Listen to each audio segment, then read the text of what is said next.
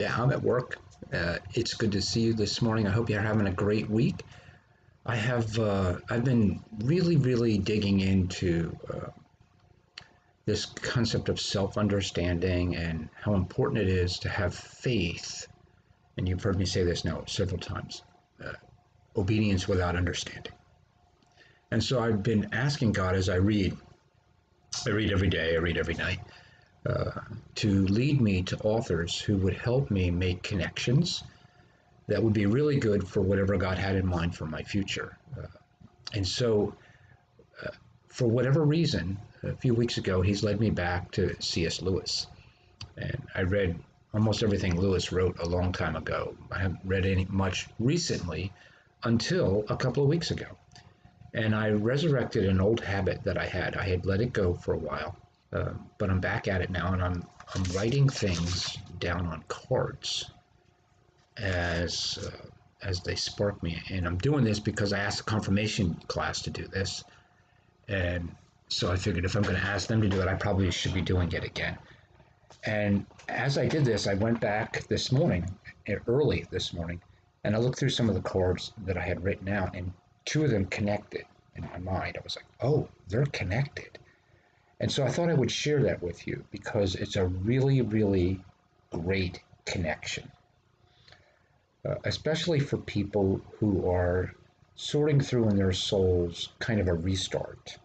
How do I figure out how to renew and restart my faith journey so that I'm excited about it uh, and what's coming looks good to me?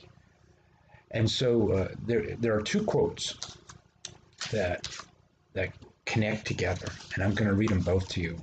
And I don't even know the order of the quotes yet. I don't know which would go first or second in a journey, but I know they're connected.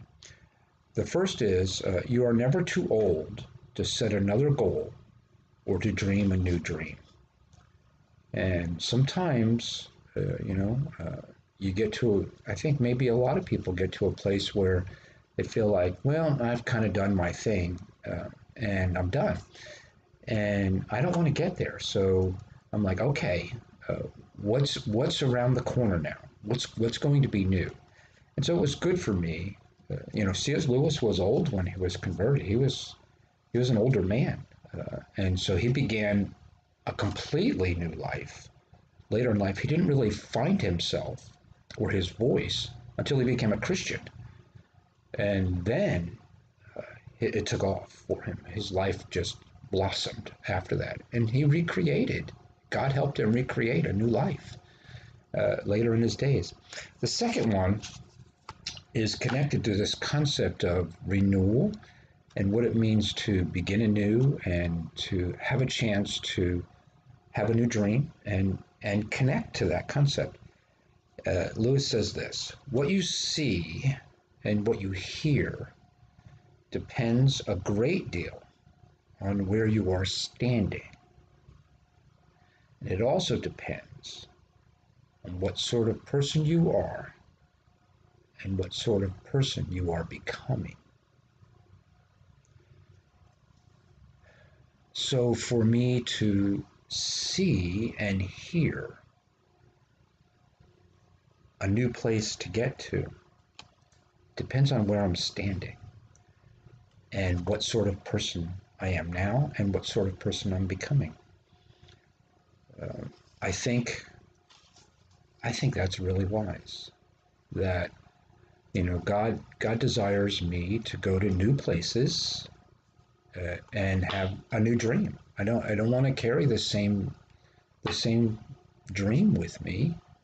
I want to carry a new dream, a God dream with me into the future. And so you should too. Um, and so I have to look at where am I standing right now? Like, where's my soul right now? Is it standing at a place that's open to a new future, or is it shutting a future out and closing everything down? And it's very helpful to be cognizant of that and intentional about saying, okay, I'm going to be open now. I'm going to be open, and I want to see, but I don't want to presume to see only what I want to see. I want to see what you want me to see. And so I'm going to stand in that place and open my arms and say, okay, God, what do you want me to see? How do we proceed into this new dream? And I thought that was a really, really good word for us to share this morning. So perhaps you're at a place where you're thinking, I think it's time for God and I to go to a new place and have a new dream.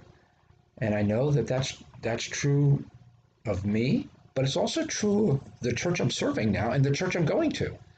Um, they have to have Wesley has to have space for a new dream, for a new vision, for something great and glorious that God has been preparing to happen. And so that's my prayer for Wesley is that, and for my church in Ocoee, that we have to have an openness to whatever's new, whatever God has in mind for us. If we close ourselves off to that and we retreat into what's comfortable for us or what we already know, we might be standing in the wrong place.